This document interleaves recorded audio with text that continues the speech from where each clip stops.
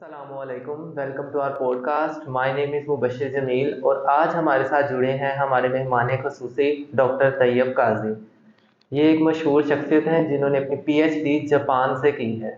Japan is a well developed country और आइए इनसे जानते हैं कि इनका सफ़र जापान में पाकिस्तान से जापान तक कैसा रहा। अस्सलामुअलैकुम। वालेकुम अस्सलाम Mubashir, thank you for inviting me. Thank you. बुलाने का बहुत बहुत शुक्रिया आपने पॉडकास्ट में।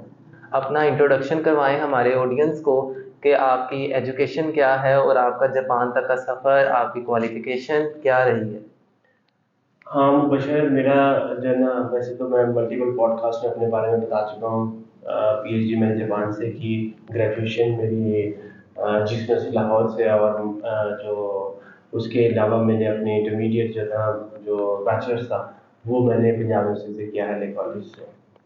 और फर्दर मैंने ग्रेजुएशन के बाद मैंने एमसीबी में जॉब भी की।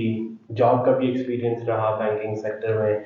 और फिर मुझे जो है ना कुछ अल्हम्दुलिल्लाह as a MEXT scholar Japan जाने का एक्सपीरियंस भी हुआ। तो ये है कि वहाँ पर मेरा कुछ अर्सा गुजरा, बहुत अच्छा। बार बार मैं अपने दूसरे पॉडकास्ट में भी कहता हूँ, that was really wonderful experience and I still love that like experience. और उसके बाद फिर जब मैं पाकिस्तान आया, तो पाकिस्तान में मेरा आने का पर्पस, मिशन यही चीज़ थी कि मैं अपने मुल्क के लिए कुछ कर सकूं, पीपल एम्पावरमेंट की बात कर सकूं, और स्पेशली जो ना हमारी यूथ की जो है उसकी एम्पावरमेंट के लिए कुछ एफर्ट्स कर सकूं, ताकि हमारे पासपोर्ट की वैल्यू इंटरनेशनल लेवल पे बढ़ सके, और हम लोगों को ऐसे हुनर, ऐसी स्किल्स, ऐसी लीडरशिप और इस तरह के माइंडसेट दे सकें कि वो आगे कामयाबी का सफर तय कर सकें, ना सिर्फ नेशनल लेवल पे बल्कि इंटरनेशनल लेवल पे। गुड। नाउ अब आप करंटली क्या कर रहे हैं, आपका एम क्या है, मिशन क्या है, what are you currently doing. हाँ, ये इसके बारे में बिल्कुल, इट्स रियली वंडरफुल क्वेश्चन। अभी मैं अपना एक कार्बन क्लिनिक के नाम से कंपनी है, that is IT services company. उसमें हम सॉफ्टवेयर डेवलपमेंट की सर्विसेज मल्टीपल प्रोवाइड करते हैं। उसमें हमारे कुछ रिमोट क्लाइंट्स हैं, लोकल मार्केट में भी हैं, और कुछ कनाडा में और यूएसए में। हमारा ज़्यादा फोकस यही है कि हम जो है ना यूएसए की मार्केट और कैनेडियन मार्केट को अच्छी तरह से, मतलब उसको सर्व कर सकें। अल्टीमेटली जितना अच्छा हम उनको सर्व करेंगे, और उससे पाकिस्तान का नाम रोशन होगा। और एक पाकिस्तानी कंपनी होने के नाते हमें इस पर फख्र है कि हम ग्लोबल जो है ना वो स्टेज पे भी परफॉर्म कर रहे हैं, अल्हम्दुलिल्लाह। और उसको हमें 4 साल हो गए, अल्हम्दुलिल्लाह। We have an office in Calgary as well in Canada. और उसके साथ साथ अभी हमारा एक नया इनिशिएटिव जो आपको पता है, जिसके बारे में कि कारोबार कॉलेज के नाम से जो है ना वो हमने सेटअप किया है।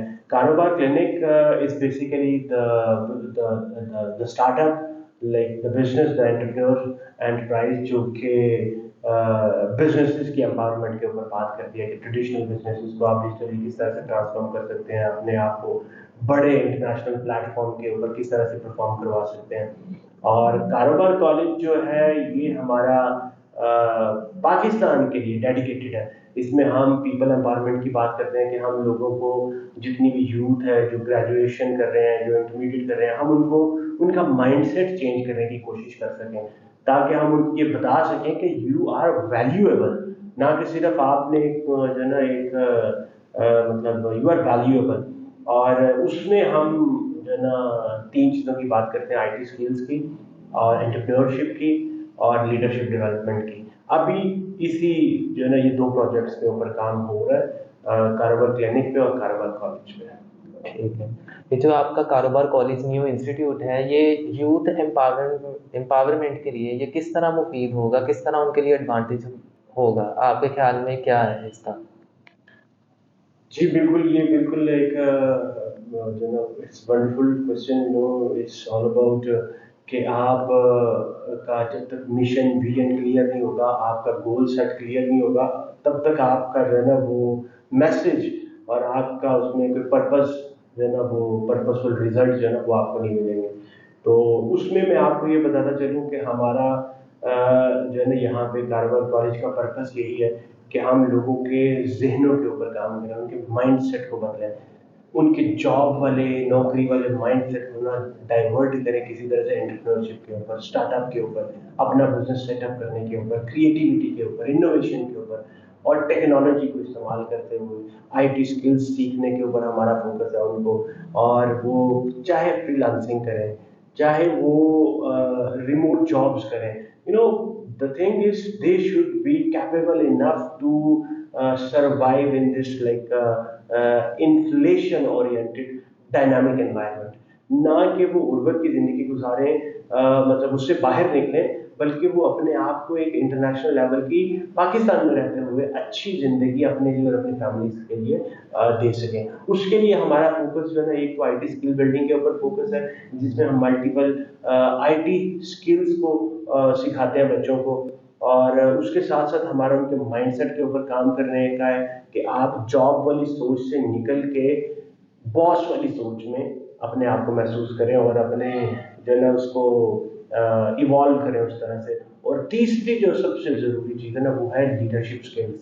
कि आपके अंदर जब तक लीडरशिप स्किल्स नहीं होंगी, लीडरशिप की क्वालिटीज़ नहीं होंगी, आपको पता नहीं होगा कि हमने किस तरह से एक ऑर्गेनाइजेशन को, एंटरप्राइज को किस तरह से हम उसको आगे लीड कर सकते हैं, वो जब तक आपके पास नहीं होगी, आप टीम बिल्डिंग किस तरह से कर सकते हैं अपने बिजनेस के लिए, वो जब तक चीज़ें नहीं होंगी तब तक आप एक अच्छी ऑर्गेनाइजेशन को डेवलप नहीं कर सकते और उसको आगे इंटरनेशनल लेवल पर लेके नहीं जा सकते। तो इसलिए हमारा जो कारोबार कॉलेज का फोकस है ना, वो इन्हीं तीन चीज़ों के ऊपर इनिशियली है।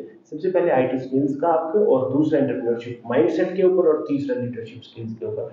और इन्हीं चीज़ों को हम देखते हुए अपनी यूथ को मोल्ड करना चाह रहे हैं, ताकि वो इंटरनेशनल बड़े प्लेटफॉर्म्स पे अपने आप को परफॉर्म कर सकें। ठीक है, आप एक सक्सेसफुल मैन हैं, बिल्कुल। तो आपके सक्सेसफुल के पीछे जो ड्रॉबैक्स आए हैं, वो कौन से ऐसे ड्रॉबैक्स हैं जिसको आपने पकड़ के ऐसे सक्सेस की जो सीढ़ी चढ़ी है, वो कौन से ड्रॉबैक्स थे जो आपने पकड़े हैं अपनी ज़िंदगी के? हाँ ठीक है, ये बिल्कुल आप सही क्वेश्चन कर रहे हो कि मैं इसमें पहले तो आपको ये बता दूंगा, आई am just like a student, I am not के देखें, लर्निंग जिंदगी में कभी रुकती नहीं है। और जो इंसान अपने आप को ये समझता है कि मैंने सीख लिया है, मैं बस हो गया हूँ, I am very much like I am successful, I am मैंने बड़ा पढ़ कर लिया, हर चीज़ हो गया, तो वो इंसान असल में कामयाब होता नहीं है। क्यों? लर्निंग आपकी आखिरी दम तक चलती रहती है। तो ये चीज़ें, I am just on the way to success, ठीक है। तो मैं चीज़ें सीख रहा हूँ, इम्प्रूव कर रहा हूँ, लर्न कर रहा हूँ, और आहिस्ता आहिस्ता एक मंजिल की तरफ जा रहा हूँ। This is actually what I am doing. और दूसरा, उसके बाद मैं आपको ये चीज़ का बता दूँ कि चैलेंजेस की जो आप बात करें ना, कौन कौन से चैलेंजेस को आपने पकड़ के या उनको ओवरकम करके आप इस तरह से पहुंचे, तो वो मैं आपको ये चीज़ बताता चलूँ कि हमेशा बाकी चीज़ों के साथ साथ आपने ये चीज़ें कि सबसे पहले आपने अपने माइंडसेट को बदलना है, ठीक है। सबसे पहले आपने अपने माइंडसेट को बदलना है। जब तक आप अपने माइंडसेट को, अपने दिमाग को, अपने जहन को नहीं ना बदलते, तब तक आपकी ज़िंदगी में उस तरह से बदलाव, आपके जिस्म, आपके हाथ पाँव पूरे जो है ना, वो बॉडी ऑर्गन्स आपके उस तरह से कंट्रोल में नहीं आते। तो सबसे पहले आपने अपने दिमाग को कंट्रोल करना है, ठीक है ना, और उसको विन करना है, उसको ओवरकम करना है, ठीक है। उसके बाद फिर जो चीज़ें हैं ना, आपने कंसिस्टेंसी आपने अपनी ज़िंदगी में ज़रूर रखनी है। थोड़ा करें, बहुत करें, चाहे बिल्कुल थोड़ा करें, मगर कीप योर सेल्फ मूविंग, रुकना नहीं जिंदगी में, ठीक है।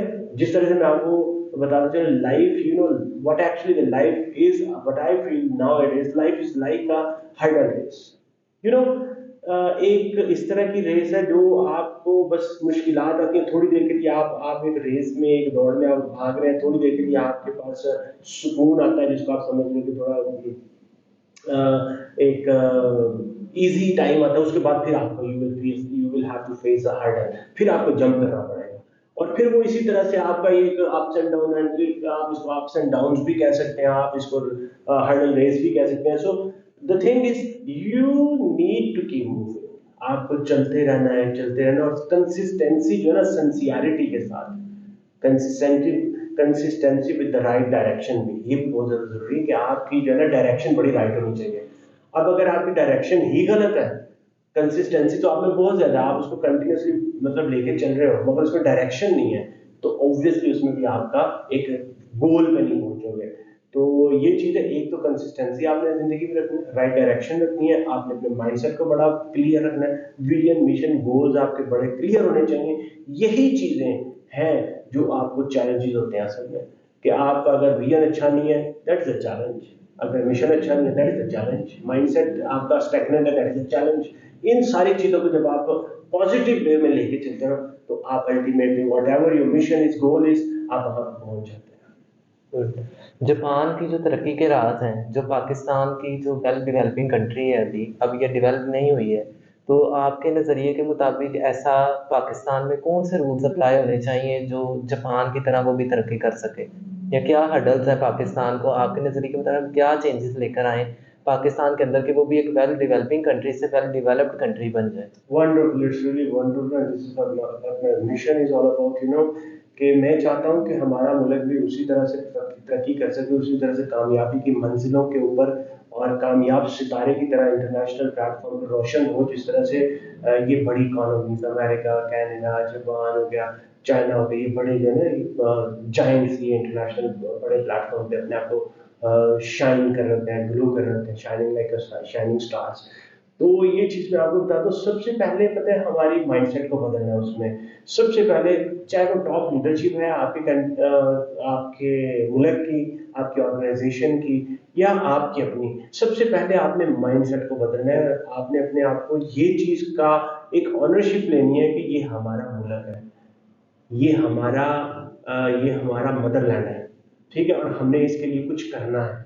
सबसे पहले आपने माइंडसेट, और उसके बाद फिर आपके अंदर सिंसियरिटी होनी चाहिए, ठीक है। माइंडसेट आपने बना लिया, फिर अगर सिंसियरिटी नहीं है ना, तो उस तरह से चीजें परफॉर्म नहीं होंगी। आपने इसके बाद अपने आप को सेल्फलेस होकर उसके लिए डेडिकेशन और डिवोशन के साथ दिन रात एक भी करना है, ठीक है।